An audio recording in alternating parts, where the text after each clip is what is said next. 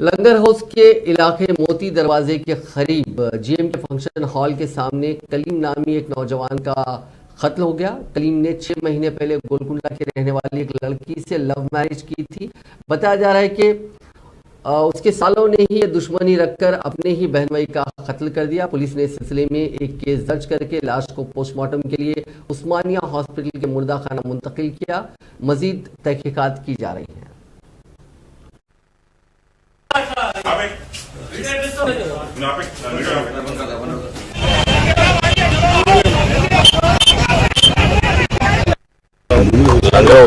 Police station limit में आज रात 10 बजे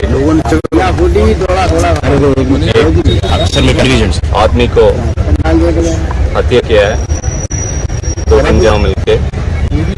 उनका नाम कलीम है, 25 इयर्स, वो बोडुपल का रहने वाला है। अभी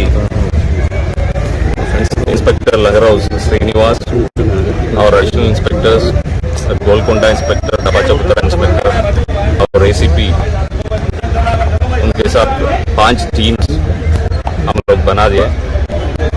डिसीज का आइडेंटिटी हम लोग कर ले, सस्पेक्ट्स 2-3 नाम भी आए, तो इन्वेस्टिगेशन टीम